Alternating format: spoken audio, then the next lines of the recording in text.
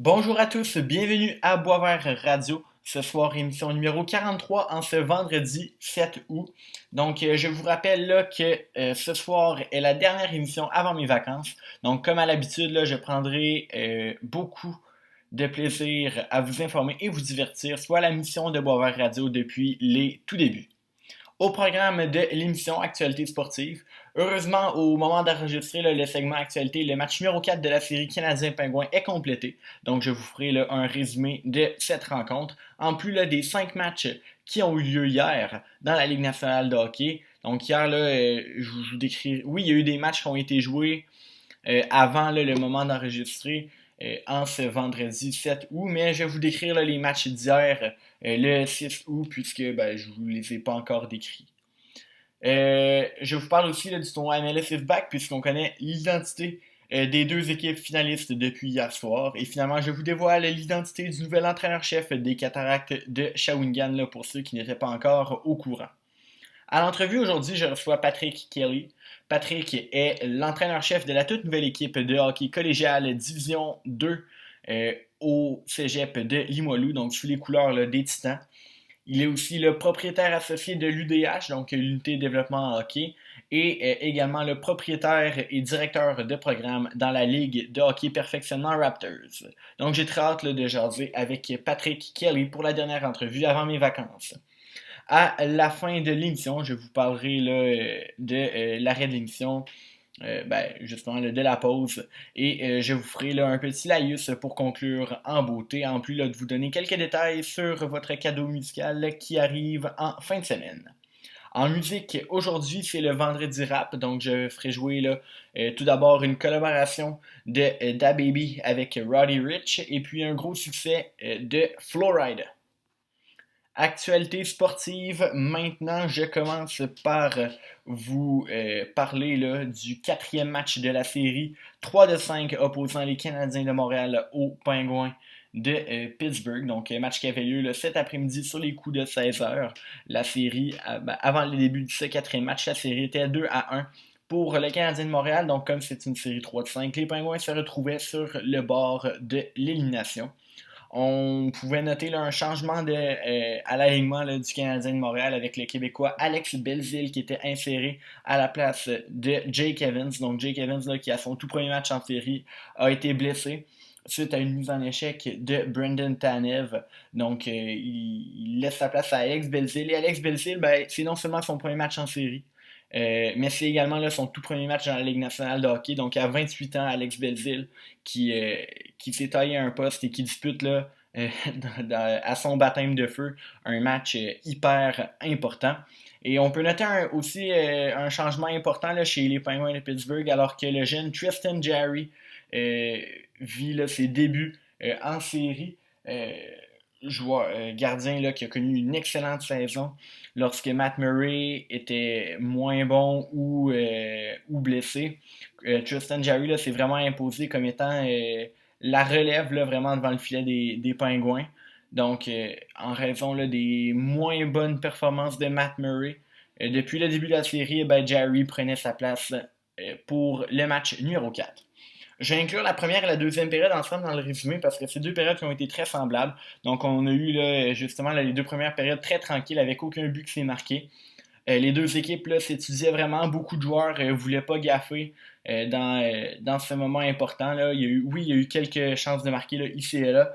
Mais globalement, le jeu se déroulait principalement sur le bord des bandes.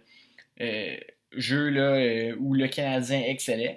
Et également en périphérie. Donc, lorsque les Pingouins étaient dans la zone du Canadien, c'était dur pour les Pingouins d'envoyer des rondelles vers le filet de Carey Price, puisque les tirs étaient très souvent bloqués et les lignes de passe étaient très souvent coupées aussi par le Canadien. Donc, le Canadien qui était très solide défensivement.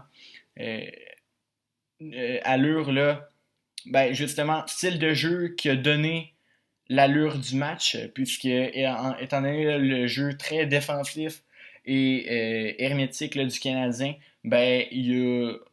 c'est en grande partie grâce à ça qu'on a eu deux périodes sans but. Donc, pour vous donner une idée, là, après 2 périodes, il y avait seulement 24 lancés au total. Donc, 13 faits par les Pingouins et 11 par les Canadiens. Là, souvent, on retrouve ces chiffres-là après une seule période. Donc, vraiment, là, pas beaucoup d'offensives dans les 2 premières périodes de jeu. Et la troisième, maintenant, débute très mal pour le Canadien lorsque l'attaquant Dale Weeds est comme d'une punition. Mais le Canadien là, continue de jouer du solide hockey défensif, écoute la punition, et puis lorsqu'il reste là, un peu moins de 5 minutes à jouer à cette troisième période, Artturi Lehkonen et Paul Byron combinent leurs efforts pour ouvrir la marque. Donc c'est là le Finlandais Lehkonen là, qui marque là, en acceptant la remise devant le filet. La remise de derrière le filet, devant le filet. La remise de Paul Byron derrière le filet. Lehkonen devant le filet réussit là, à trouver la rondelle entourée là, de 4 chandails blancs et bat le gardien Tristan Jarry qui était déporté là, par la belle manœuvre de Paul Byron. Donc 1-0 pour le Canadien de Montréal, le but qui est très mérité pour un joueur là, excellent depuis le début de la série, Artturi Lehkonen, et depuis qu'il est avec Paul Byron et Philippe Danault, ce trio-là là, fait un travail vraiment incroyable. Et Claude Julien là, passe pour un génie suite aux performances là, de ce trio-là, après justement là, les changements qui ont eu lieu au cours du match numéro 3. Et puis, en toute fin de troisième, là, alors qu'il restait 32 secondes, Shea Weber complète la marque d'un tir de derrière son but dans le filet désert à l'autre bout de la patinoire. Donc voilà, le Canadien gagne 2-0. Donc, jeu blanc pour Carey Price, le Canadien qui accède aux séries là, pour la première fois depuis 2017, parce que oui, on se rappelle que c'était une série, mais ça faisait partie là, de la ronde qualificative. Et les Pingouins là, qui techniquement ne participent pas aux séries cette année, donc ça c'est une première là, depuis 2006.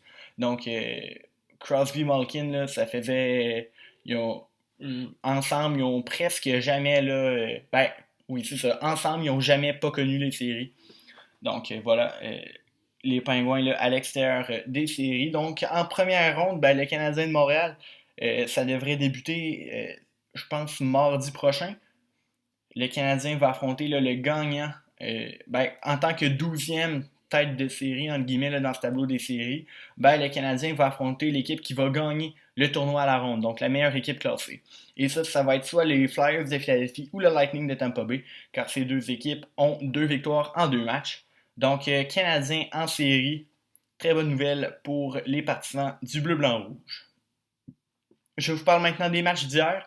Donc, un match là, qui se déroulait le 6 août, ce jeudi 6 août. Tout d'abord, les Flames de Calgary ont gagné 4-0 contre les Jets de Winnipeg. Donc, série là, qui se terminait ainsi. Les Flames là, qui ont remporté la série 3-5 en 4 rencontres. Donc, les Flames, là, classés 8e de l'Ouest, passent officiellement en première ronde. Ils ont été largement aidés là, dans ce match par le brio offensif de Sean Monahan et Sam Bennett qui ont chacun amassé 2 points. Et le jeu blanc va à l'affiche du gardien Cameron Talbot. Ensuite, match à Toronto entre les Maple Leafs et les Blue Jackets. Les Blue Jackets ont gagné 4-3 en prolongation, donc ils prennent les devants dans cette série 3-5, 2-1.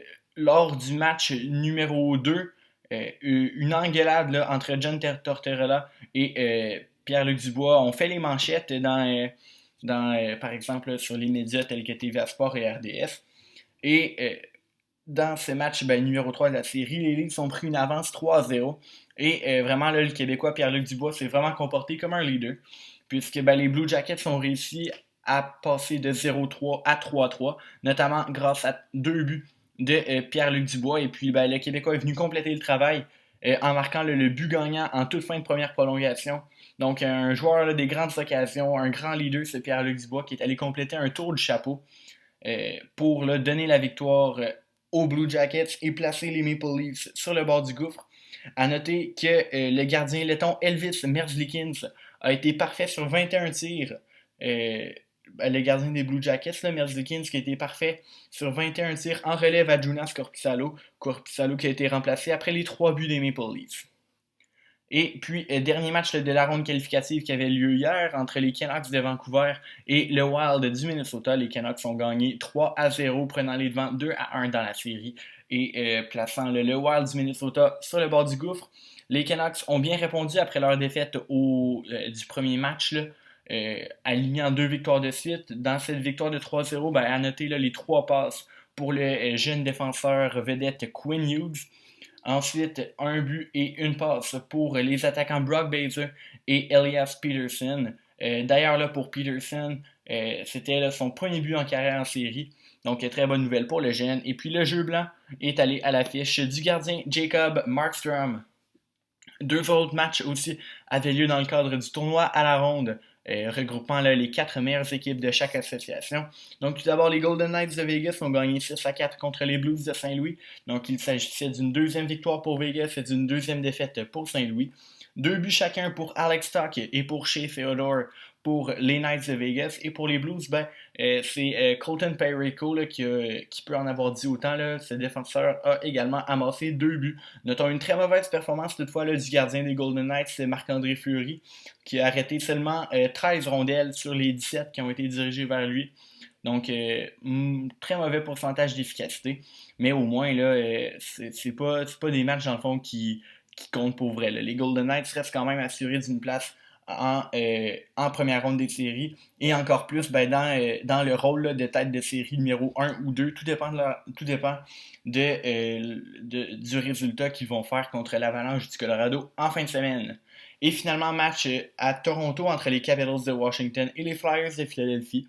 Les Flyers ont gagné 3-1, donc il s'agit d'une deuxième victoire pour les Flyers et d'une deuxième défaite pour les Capitals. Toutefois, rappelons-le qu'avec la défaite des Capitals contre le Lightning, les Capitals sont avantagés sur les Bruins là, au classement du tournoi à la ronde dans l'Est.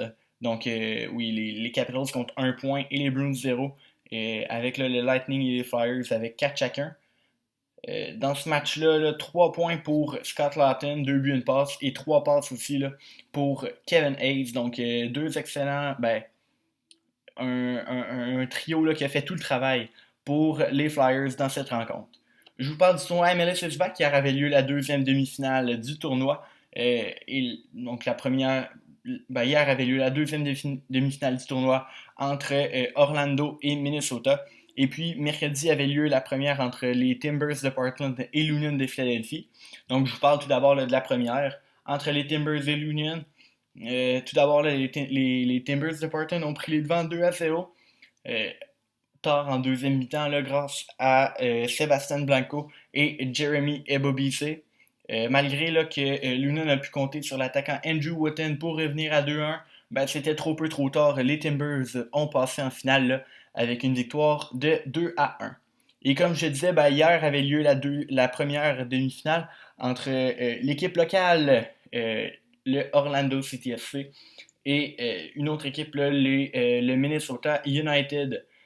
En première mi-temps, là, le joueur désigné Nani a marqué 2 buts là, pour faire 2-0 pour Orlando. Le jeune Mason Toy toutefois a fait revenir les Loons à 1 but d'écart, mais Benji Michel a planté là, le clou dans le cercueil pour Minnesota en marquant là, dans les arrêts de jeu et pour faire 3-1 pour Orlando, marque finale. Donc, mardi le 11 août prochain, c'est la finale du tournoi MLS is Back entre Orlando et Portland, toujours là, à Orlando, là, dans le complexe de Walt Disney. Personnellement, là, je prédis une victoire des Timbers au tir au but là, après un match nul de, disons, 2-2. Et donc, c'est un rendez-vous là, pour la finale mardi prochain à 20h30 sur les ondes de TVA Sport. Et finalement, je vous parle de la LHMQ car il y a une équipe là, qui a nommé son entraîneur en vue de la prochaine saison. Il s'agit des Cataractes de Shawinigan. Donc, rapidement, le petit topo, qu'est-ce qui s'est passé là-bas? L'an dernier, l'entraîneur-chef de l'équipe au début de la saison était Daniel Renaud. Il a amorcé là, la saison à la tête de l'équipe. Il était en poste depuis 2017. Donc, il a amorcé la saison 2019-2020 à la tête de l'équipe. Mais il a été congédié là, le 9 février dernier et a été remplacé par Gardy Dwyer par intérim. Les Cataractes ont annoncé en début de semaine que Dwyer ne serait pas de retour avec l'équipe et que une nomination au poste d'entraîneur-chef était à venir. Donc finalement, Ron Schulz a été nommé. Qui est Ron Schulz? Ben, c'est un entraîneur qui a beaucoup d'expérience dans le circuit courto, dans la Ligue de hockey junior majeure du Québec. Là, il offre dans le circuit depuis 2005. Il a entre autres là, déjà été entraîneur-chef avec les Titans d'Acadie Batters et les Screaming Eagles du Cap-Breton. Et depuis les 3 dernières saisons, là, il était entraîneur adjoint avec les Olympiques de Gatineau. Donc voilà, Ron Schulz nommé nouvel entraîneur-chef des Cataractes de Shawinigan. Je vous rappelle là, que les Cataractes ont terminé la dernière saison au dernier rang, au 12e rang. Il y a une petite différence, hein, il y a quand même 18 équipes au 12e rang du classement général avec 60 points en 63 parties. Et détenant un bon choix au repêchage, là, le directeur général Martin Mondou a misé le coup de circuit avec le défenseur Michael Mastrodomenico, lui qui n'est pas sûr à 100% là, de vouloir s'engager dans la Ligue de hockey junior majeure du Québec. Donc ça reste là, un débat à suivre pour voir si Mastrodomenico sera oui ou non sous les ordres là, de Ron Schulz l'an prochain. C'est tout pour l'actualité de ce soir et pour l'actualité là, de la première saison de Boisvert Radio également. On va maintenant en musique dans ce vendredi rap. Voici la chanson la plus populaire aux États-Unis présentement. Donc présent sur l'album le Blame It On Baby. Le hit Rockstar a propulsé le rappeur DaBaby justement au rang de Rockstar. Donc voilà, voici Rockstar de DaBaby et Roddy Ricch à Boisvert Radio. Et au retour, Patrick Kelly est avec nous. Restez là.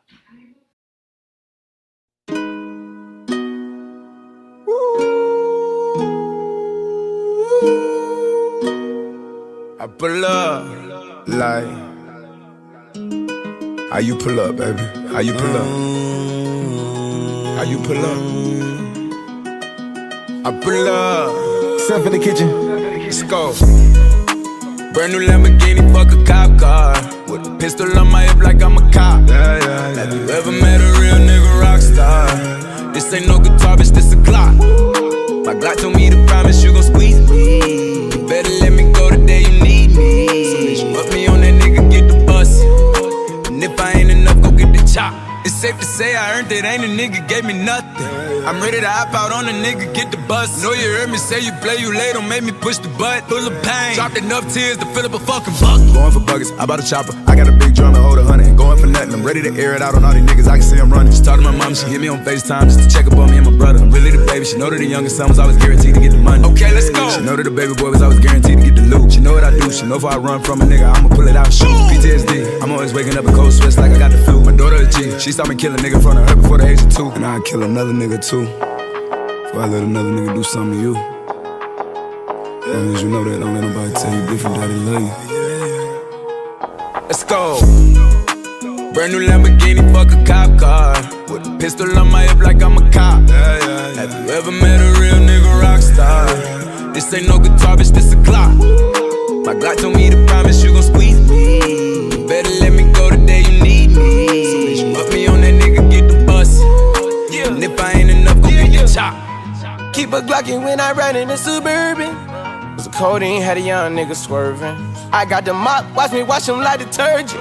And I'm ballin', that's why it's diamonds on my jersey. Slide on outside and flip the block back, yeah, yeah. My junior popped them and left him lopsided, yeah, yeah. We spin his block, got the rebound in his ramen. For me one time, you can't cross me again. 1200 horsepower, I get lost in the wind. If he talking on it, y'all depend, dolls and take his chin. Maybach SUV for my refugees. 5 blocks in the hood, put money in the streets. I was solo and the ops called me at the gas station. Had it on me 30,000, thought it was my last day. But they ain't even want no smoke. If I had to choose it, murder would she roll? Let's go. Brand new Lamborghini, fuck a cop car. With a pistol on my hip like I'm a cop. Have you ever met a real nigga rock star? This ain't no guitar, bitch, this a Glock. My Glock told me to promise you gon' squeeze me. You better let me go the day you need me. So bitch, you put me on that nigga, get the bus. And if I ain't enough, go get the chop.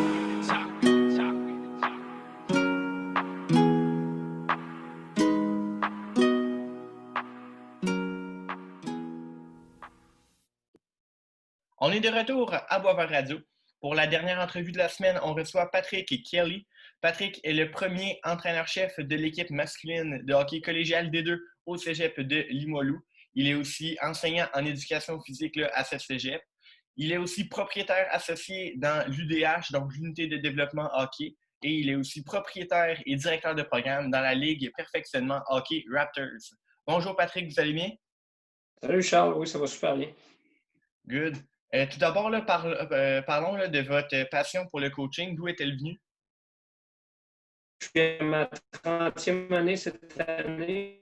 J'ai débuté le coaching à 18 ans, un peu comme tout le monde, là, circuit de hockey mineur. Je suis tombé passionné du coaching. Après ça, comme je tripais là-dessus, j'ai fait une formation. J'ai même changé quand je pensais aller en administration à l'université. Puis finalement, je suis ramassé en éducation physique avec une spécialisation en hockey sur glace. Puis c'est de là, depuis ce temps-là, ça n'arrête pas. Encore aujourd'hui, là, à chaque fois que je peux assister à une formation, aujourd'hui avec Internet et tout, là, abonné à plein de sites là, pour se tenir à jour puis trouver les meilleures façons là, de coacher possible. Good. Quel a été votre parcours d'entraîneur-chef avant d'arriver à Limoilou? Ben, écoute, comme entraîneur-chef, comme je te dis, j'ai fait mes classes au niveau du hockey mineur. Là, c'est quand même à une certaine époque. Donc, j'ai commencé un peu comme tout le monde. J'avais coaché, ma première équipe, j'ai coaché à vie en chef. C'est un Pee-Wee A, dans un circuit récréatif. Après ça, je me suis dirigé vers le hockey double lettre. Et là, j'ai été adjoint aussi pour un petit peu voir comment les entraîneurs-chefs procédaient. Puis, tu sais, j'étais quand même assez jeune. Fait que j'avais une bonne là, qui est allé me coller au meilleur de leur organisation. C'était un super truc là, pour devenir peut-être assez bon vite. Puis, pour ça, je me suis ramassé dans la Ligue de développement 2A à l'époque. Là, donc, coaché avec la Tombe 2A, entre autres. Puis après ça, j'ai eu une belle opportunité pour me joindre tout de suite au Midget 3A, donc avec les commandeurs de Lévis à l'époque. J'ai aussi coaché avec les gouverneurs de Sainte-Foy dans le Midget 3A. Puis après ça, écoute, de fil en aiguille, là, on a monté. J'ai eu quand même une pause de coaching. Je me suis ramassé j'ai débuté le programme en 2000 avec Limoilou du côté féminin. C'était une nouvelle, je dirais, une nouvelle étape dans mon cheminement de coaching. Je n'avais jamais coaché des filles. J'ai coaché les filles en 2003 à Limoilou, mais j'ai terminé en 2005 avec Équipe Québec. J'ai fait 3 mandats avec Team Québec là, du côté féminin, donc des championnats canadiens et tout. Fait que c'était un petit peu ça le circuit. Après ça, je me suis redirigé plus dans la préparation là, athlétique individuelle, donc préparateur physique. J'ai fait toutes sortes de petites choses. Je me suis éloigné un petit peu du hockey pendant 2-3 ans. Puis après ça, ça me manquait tellement. C'est là que j'ai décidé là, de devenir propriétaire d'école de hockey et tout. Fait que là, je me suis donné là-dedans dans les dernières années. J'ai accompagné mes enfants aussi là, dans le hockey mineur. Donc, je me suis amusé là, à retourner là, dans les catégories comme le Pee-Wee 2A, puis la Tombe 2A aussi. Toutes des catégories le fun à coacher dans le hockey mineur. Puis tout ça, là, quand j'ai vu l'opportunité arriver à Limoilou, bien évidemment, là, j'ai sauté dessus étant un prof là-bas, mais tu sais, je suis un croyant assuré de tout ce qui se fait à Limoilou. Là. Moi, j'adore. Fait que j'ai dit, je vais aller m'impliquer là, puis j'ai eu la job, puis j'en suis très content. Good. Ça fait un excellent lien avec ma prochaine question. Parce que là, je vous demande comment l'opportunité de devenir entraîneur-chef de la nouvelle équipe collégiale des deux à Limoilou s'est-elle présentée à vous? Bien, ça s'est présenté un petit peu comme ça. C'est qu'il y avait ça commence tout le temps avec des rumeurs hein, sur le fait qu'il y avait une nouvelle ligue là, qui allait voir le jour avec il y avait déjà la ligue en division 1 là, collégiale, dont je fais partie, par exemple, Saint-Laurent, Sainte-Foy, tout ça. Il n'y avait pas de division 2. Puis, veut pas, je pense que dans les 5 dernières années, ça poussait très fort là, sur le fait là, que le réseau scolaire c'est grandement amélioré, mais a su aussi, là, il y a beaucoup plus d'écoles qui font du hockey. Puis, après secondaire 5, ben, les jeunes avaient moins d'opportunités de continuer dans du hockey scolaire encadré de bon niveau. Puis, souvent, il y en a qui arrêtaient là. Et là, il est venu cette opportunité-là, c'est-à-dire que il y a des décideurs, des gens à Saint-Jérôme, à Thetford, puis ça. On dit, écoutez, on proposerait une Ligue Division 2. Puis ça a fait son petit bonhomme de chemin, puis tout ça, les cégeps ont embarqué. Puis Limoilou a levé la main pour être dans l'aventure de la Division 2. Puis à ce moment-là, ben là, ça s'est concrétisé sur le fait qu'il y avait un poste d'entraîneur de disponible. Puis quand tout ça est devenu officiel, ben moi, j'ai suivi les mêmes specs que tous les autres coachs, c'est-à-dire passer les entrevues, après ça être sélectionné, puis c'est pas mal ça. C'est pas mal l'opportunité qui s'est présentée à moi. OK. Vous l'avez mentionné, là, c'est une toute nouvelle Ligue Division 2, donc partout, ben, tous les cégeps qui vont participer là, commencent à zéro. Là, ils bâtissent leur équipe avec plusieurs joueurs là, qui évoluent là, dans divers niveaux. Là. Vous, en tant qu'entraîneur-chef, vous avez littéralement page blanche là, pour l'identité que vous voulez donner à votre équipe. Comment vous voulez voir là, les Titans du Cégep Limoilou masculin Division 2 la saison prochaine? Quelle identité voulez-vous donner à cette équipe-là? Ben, écoute, on est tous dans le domaine du coaching. Tu sais, quand tu carbures à ça, c'est que souvent, tu es un fier compétiteur. Tu sais, puis on aime compétitionner, on aime gagner, on aime développer des joueurs. Tu sais, c'est tous ces objectifs-là qui font en sorte je pense qu'on devient un bon entraîneur. Puis, par la suite, ben, on veut transmettre cette énergie-là. Fait que, tu sais, c'est sûr que la perspective avec Limoilou, c'est de créer tout de suite une équipe là, qui va vraiment bien se positionner, qui va compétitionner à tous les matchs. Écoute, compétitionner pour moi, oui, c'est égal à souvent, le résultat va être la victoire, mais même à l'intérieur d'une défaite, tu peux compétitionner. Puis moi, c'est ce qu'on va transmettre à tout le monde. C'est le cœur à l'ouvrage, c'est un engagement total, un don de soi. Puis à partir de ces valeurs-là, je pense que notre objectif, c'est de se positionner dans les meilleures équipes de la Ligue. Puis dans les derniers mois, travailler fort sur le recrutement pour essayer de se positionner. Mais c'est difficile à évaluer parce qu'effectivement, c'est une nouvelle Ligue et on ne connaît pas les autres équipes encore. Ouais. Comment la pandémie là, que l'on a connue là, a chamboulé votre préparation en vue de la prochaine saison? Ah, écoute, ça a tout chamboulé. Il ne faut pas se leurrer. Là. Moi, j'ai appris, je ne me souviens plus de la date, genre le 15 mars, j'étais dans un match à Onco, Collège Lévis, contre les athlétiques de la polyvalente d'Ancienne-Lorette, à faire dans le fond du scouting. Là. Ma job, c'est aussi de recruter, de faire le dépistage. Puis à ce moment-là, je veux dire, j'étais à l'Arena, on annonce que les saisons sont toutes finies, qu'il n'y aura pas de play-off, qu'il n'y aura plus rien. Écoute, je veux dire, on était encore dans nos listes, je te dirais pas préliminaires, mais il nous restait énormément de choses à faire et surtout à voir. Ouais. Des joueurs évoluer, tout le kit. Puis, comme il y a différentes ligues, les joueurs sont issus, par exemple, de la LHPS, il y en a d'autres, c'est du RSEQ. Donc là, tu ne les vois même pas compétitionner un contre l'autre. Fait que là, tu arrives dans une situation de pandémie où, écoute, on a appelé leurs anciens entraîneurs, on a demandé des vidéos aux joueurs, on a analysé ce qu'on avait sous la main, puis on a confirmé certains d'entre eux, mais on tient un camp là, bientôt, le 24 août, et c'est là qu'on va finaliser notre équipe aussi, là, avec ce travail-là. Je regarde ce qui s'est fait dans le junior majeur, avec un repêchage en ligne, puis les playoffs de la Ligue nationale, présentement, je veux dire, c'est un chambardement total.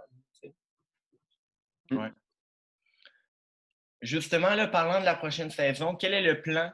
Y a-t-il un plan qui a été annoncé préalablement là, par la Ligue collégiale de hockey des deux pour l'an prochain, là, en tenant compte de la situation sanitaire? Ben, écoute, c'est sûr que tout le monde a mis du sien. On regarde ce qui se fait avec la sécurité, la santé publique. On suit tout. Après ça, tu as Hockey Québec qui englobe le RSEQ fait ce que Hockey Québec demande. Donc, je te dirais que les décideurs, présentement, c'est dur de spéculer à 100% parce qu'il y a une grosse réunion lundi. Là. On est jeudi aujourd'hui. Donc, lundi prochain, il y a une grosse réunion pour statuer. Moi, la seule chose que je peux dire, c'est que tous les dirigeants à Limoilou, nous, on est prêts. Notre équipe est prête, notre coaching staff est prêt, notre arena est prête aussi. On est capable là, de s'embarquer dans un système avec un nouveau protocole. Mais c'est ça, là, Limoilou ne reculera pas à l'aventure présentement. Fait que ça, c'est ce que j'ai eu comme piste là, des gens de notre organisation. Puis là, lundi, ben, c'est là qu'on va avoir davantage là, les tenants et aboutissants, là, comment tout ça va prendre forme. OK, c'est bon. Vous avez parlé là, tantôt, dans une réponse à une question, là, qu'il y a un camp d'entraînement qui allait débuter le 24 août. Dans le fond, là, qu'est-ce qui change qu'est-ce qui va être différent de votre camp d'entraînement qui va commencer le 24 août d'un camp d'entraînement habituel? Ben, écoute, je te dirais, mis à part, là, tu sais, comme moi, j'ai géré des écoles de hockey, tu sais, tout l'été encore, tu sais, cette semaine et tout. Puis, tu sais, on travaille. Bon, la différence, c'est le port du masque. Toutes des choses là, qu'on est rendu habitué de faire. Là, tu sais, on va à l'épicerie, on met notre masque. Puis là, on va à l'aréna, on met notre masque. Puis, sur la glace, on a le droit de l'enlever. Puis là, tu sais, on travaille avec les jeunes. Puis, tu sais, le camp de sélection, ça va être, tu sais, je veux dire, ça va se faire dans le même genre de conditions. C'est-à-dire qu'on ne met personne à risque. Puis, on prend les meilleures décisions pour que tout ça roule, que les jeunes puissent quand même avoir de l'opposition qui soit évaluée au niveau de leurs habiletés, puis tout le kit. Puis après ça, on va faire notre sélection. Mais c'est sûr qu'en fonction de ce qui va être décidé avec la Ligue, comment va prendre forme, surtout la situation, parce que Hockey Québec le mentionne, qu'ils sont rendus à leur étape 5 de leur plan, qui était en 6 étapes avec les matchs interrégional et tout. Fait que là, écoute, on est en attente. On ne peut pas spéculer. On attend, puis on fait nos devoirs, nous autres, de notre côté. Parfait. Sur leur page Facebook, là, les Titans du Cégep Limoilou ont annoncé le recrutement de nombreux joueurs pour justement là, votre équipe collégiale Division 2. Quels sont les joueurs que vous êtes le plus excité d'avoir dans votre équipe? Ben, écoute, je te dirais que excité du recrutement global parce que, tu sais, c'est un sport d'équipe, hein? Puis, oui, on en veut des vedettes, mais tu sais, je regarde, je pense qu'on a eu la philosophie de bien équilibrer, tu sais, on a confirmé un gardien, on a confirmé, tu sais, 3 défenseurs, on a confirmé 9 attaquants. Tu vois que notre club n'est pas complet, mais on a des bonnes bases avec lesquelles on a regardé, entre autres, l'âge des participants. Tu sais, et notre ligue, c'est quand même des gars de 17 à 20 ans. Tu sais, dans le développement physique, cognitif, tout le kit. Tu sais, un gars de 20 ans et un gars de 17, tu n'es pas en même place. Donc, moi, je suis fier de la mixité qu'on a présentement. Là. Tu sais, on a des gars qui étaient déjà au cégep, que ce soit à Limoilou, à Sainte-Foy, peu importe. Les gars ont convergé vers notre club pour nous dire qu'ils étaient intéressés. Il y a des joueurs qu'on connaissait déjà qui avaient des beaux parcours, tu sais, avec le SSF, avec Cardinal Roy, puis avec l'Académie Saint-Louis, puis tu sais, toutes sortes d'écoles avec des excellents programmes. Puis les gars avaient fait 1 an au collège, mettons, puis ils avaient joué, je sais pas moi, Junior 2 ou quelque chose comme ça.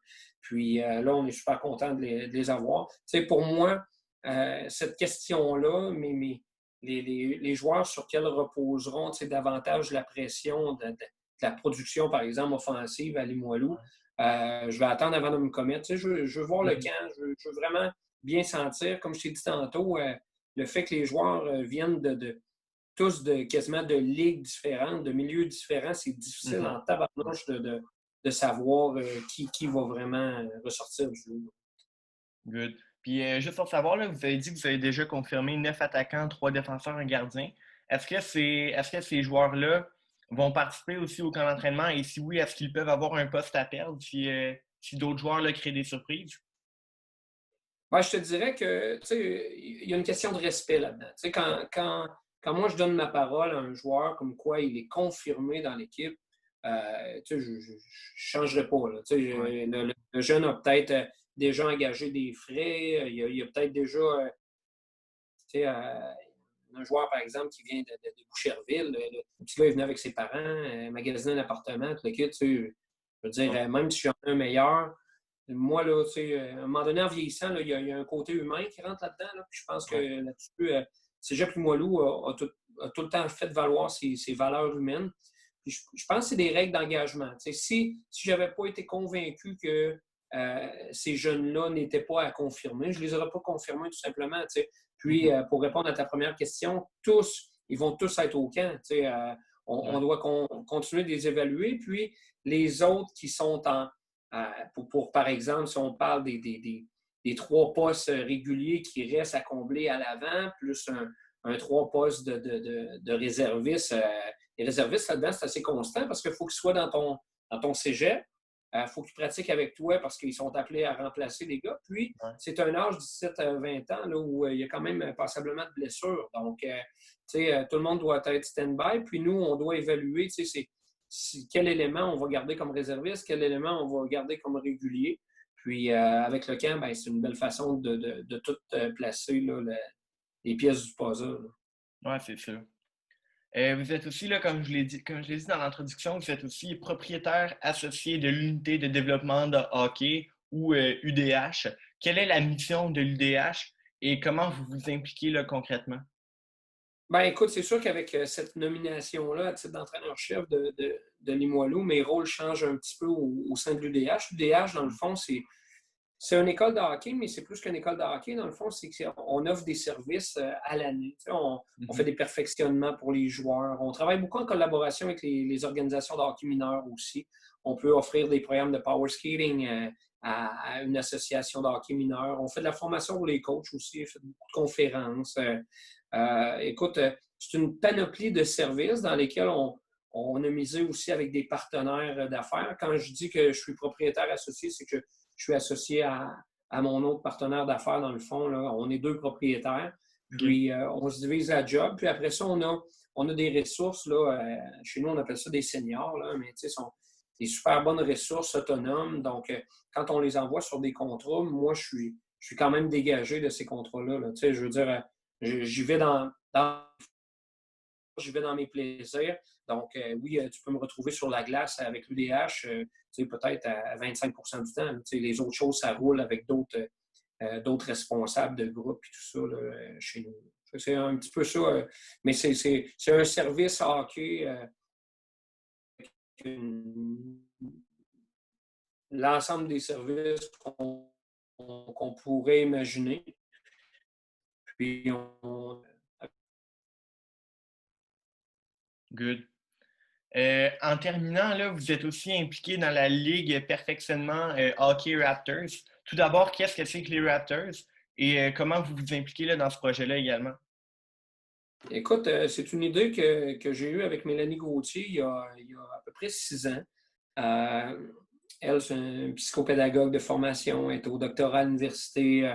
On avait décidé de faire on a décidé, parce que ça fonctionne toujours, là, mais aujourd'hui, on travaille beaucoup les habiletés individuelles, la technique, puis c'est super important, j'y crois à tour de bras. Mais je trouvais qu'on délaissait un petit peu l'aspect du jeu collectif. Le jeu collectif, autant au hockey que dans tous les sports, il y a des paramètres qui reviennent. Le marquage, ça marche en basket, ça marche en soccer, ça marche en hockey.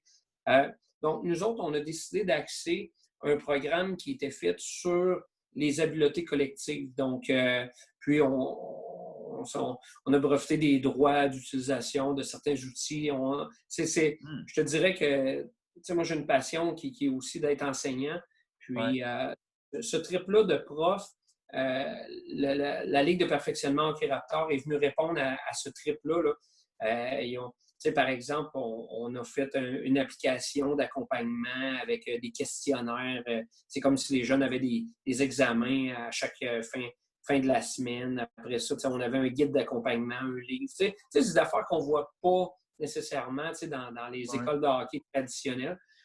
J'enseigne aussi avec un micro-casque dans l'aréna. Ça permet à tous les parents d'entendre quels sont les aspects tactiques et stratégiques à utiliser dans telle ou telle situation. Puis évidemment, on priorise. Là, je veux dire, on ne fait pas tout la même journée. Là, on y va par thème. Puis on donne du feedback en temps réel parce que le jeune entend tout le feedback à même la sonorisation de l'aréna. Fait que ça, c'est une méthode que j'aime bien, dont je suis fier. Puis, c'est un produit qui, là, évidemment, en temps de COVID, là, ça a été plus difficile. Et on verra bien là, au cours des prochaines années là, comment tout ça va prendre forme. Mais à date, les 6 années passées, là, ça a été 6 belles années avec ma gang des Raptors. Dans le fond, pour les Raptors, c'est comme une école de hockey avant-gardiste, comme l'école de hockey du futur ou Est-ce que vous Ben, voulez écoute, continuer ainsi? tu sais, moi, je ne veux pas avoir de l'air prétentieux, là, mais tu sais, je trouve que ton analogie est quand même bonne, tu sais, sur le fait, tu sais, c'est effectivement avant-gardiste. Je pense que c'est une approche qui est très différente. Je pense qu'il y a des gens qui sont prêts à ça, d'autres qui ne sont pas prêts à ça. Puis nous autres, comme je te dis, tu sais, on se paye un trip pédagogique, là. Tu sais, Ouais. on veut, tu sais, pour nous autres, c'est important que le jeune, il parte avec un bagage incroyable, avec des choses différentes, puis que le parent puisse l'accompagner là-dedans. Tu sais, c'est facile de tasser les parents, tu sais, dans le monde dans lequel on vit, tu sais, puis avec les réalités d'aujourd'hui. Nous autres, on a pris le pari, tu sais, comme tu dis, c'est un peu futuriste, c'est avant-gardiste, c'est Ouais. une autre stratégie. Tu sais, on a décidé de miser sur le parent accompagnateur pour encadrer aussi le kid. Donc, puis les messages, il n'y a pas de double message. Écoute, ils entendent tout ce qu'on dit, tout ce qu'on fait, donc Mhm. ils vont parler des mêmes choses. Fait que ça, moi, j'aime ça quand on est capable d'harmoniser là, l'enseignement, puis ce qui est transmis, ça permet aux jeunes de ne pas être trop mêlés. Good. Merci beaucoup, Mm. Patrick, d'avoir accepté mon invitation pour l'entrevue. Hey, merci, Charles. On reprend ça n'importe quand. J'ai adoré. Good. Je vous souhaite une belle fin de journée et aussi une belle saison là, l'an prochain avec les Titans. Sur ça qui est important. Belle saison. Ouais. Merci. On vient en musique dans ce vendredi rap. Voici le groupe Florida avec My House.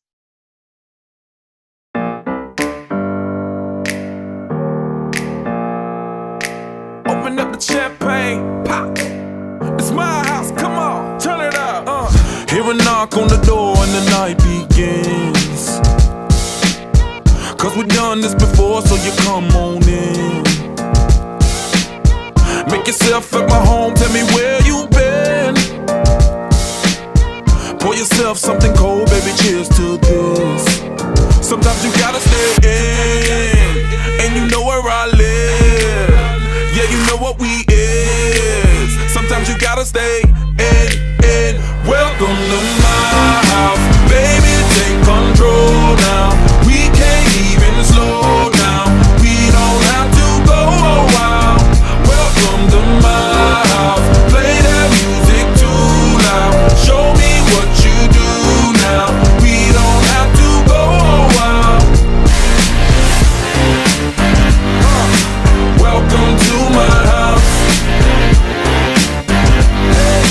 Welcome to my house. Morning comes and you know that you wanna stay. Close the blinds, let's pretend that the time has changed. Keep our clothes on the floor, open up champagne. Let's continue tonight, come on, celebrate. That's how we do. Sometimes you gotta stay in, and you know where I live. Yeah, you know what we is. Sometimes you gotta stay in. Welcome to my house, baby, take control now. We can't even slow down. We don't have to go a while. Welcome to my house, play that music too loud. Show me what you do now. We don't have to go a while. Welcome to my house. Welcome to my house. Welcome to my duck off the crib, the spot, the pad. But my house is your house if you throwing it back.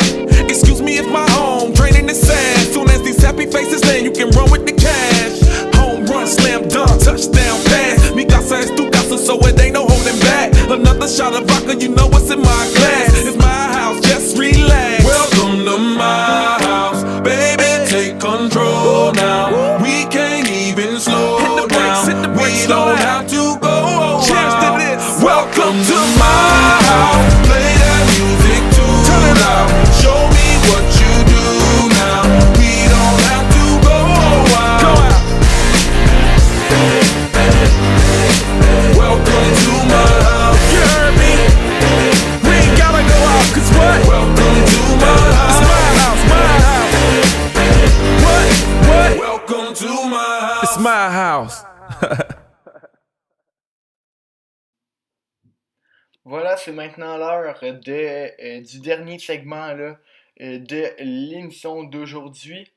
Donc, c'est comme je l'ai annoncé là, dans l'introduction, c'est l'heure maintenant de mon petit là, laïus final là, pour dans le fond, pour vous remercier, puis pour dans le fond, là, clore la première saison de Boisvert Radio de la bonne façon. Faut savoir que là, j'ai pas de texte écrit devant moi, donc je vais y aller, comme on dit en anglais, là, go with the flow. Donc, je me lance. Donc, tout d'abord, là, c'est une pause de seulement 2 semaines. Donc, je vais essayer de pas trop dramatiser ça, mais je suis bon pour les longs discours qui veulent rien dire. Mais c'est ça, je vais être de retour dans 2 semaines. C'est quelque chose là que j'ai déjà hâte de revenir parce que, comme je vous ai dit, là, Boisvert Radio va être de retour sous un nouveau format et un format là, que j'ai vraiment hâte d'expérimenter et également de faire. Là, c'est un nouveau format là, qui va impliquer là, plusieurs personnes, beaucoup plus de personnes que moi, euh, et qui vont être là, beaucoup plus présentes. Donc, c'est vraiment quelque chose là, qui me tenait à cœur là, pour le retour de Boisvert Radio là, dans la semaine du 24 août. Pour ce qui est de la première saison, ben, comme je vous ai mentionné également dans l'introduction, là, je vous ai rappelé que ma mission, ben, c'était de vous informer et de vous divertir.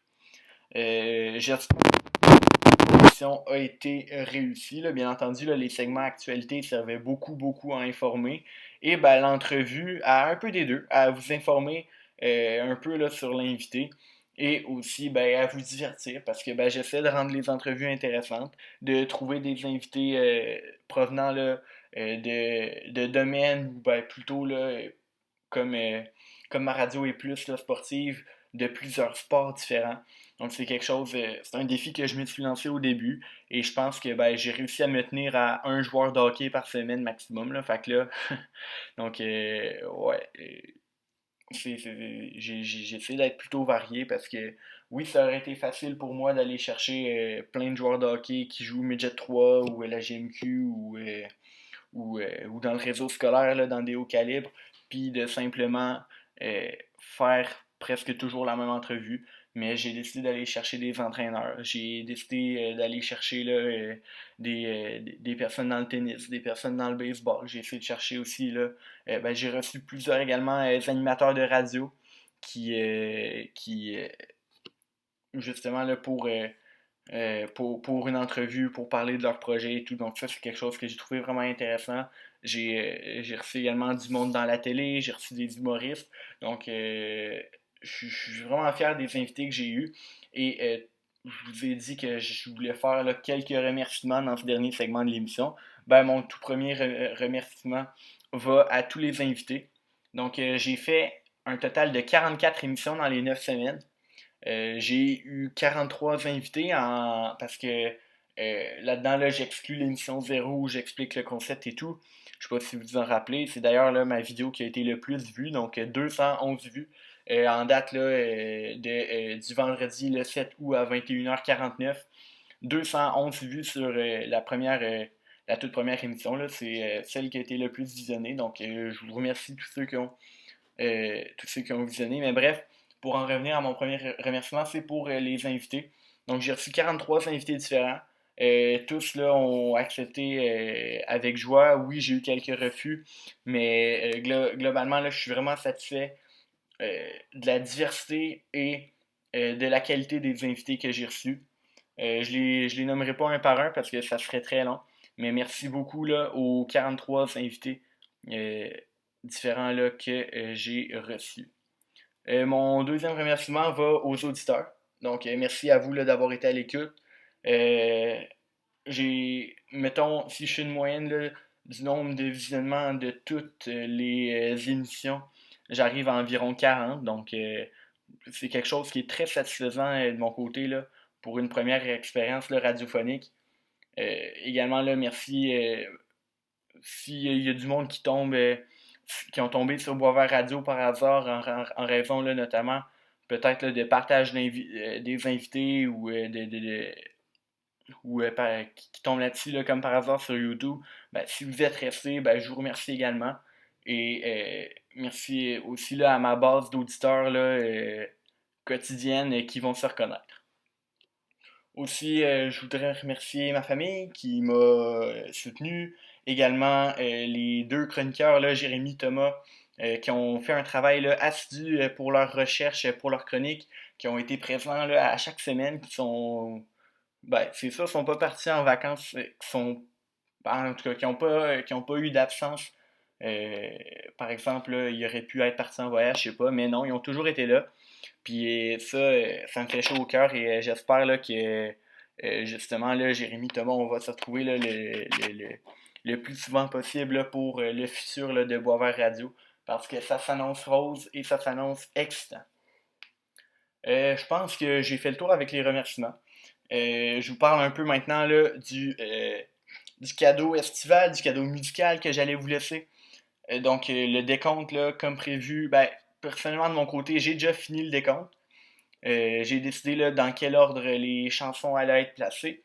Donc, je le mettrai en ligne là, sur les réseaux, là, sur Internet, euh, soit en fin de semaine, soit lundi, parce que ben, si j'ai pas fini mardi, ça va être impossible, puisque ben, mardi, je me fais enlever mes dents de sagesse, donc ça va être impossible de parler pendant cette journée-là. Donc, j'essaie de me dépêcher, de pas trop procrastiner et de finir ça là, pour vous.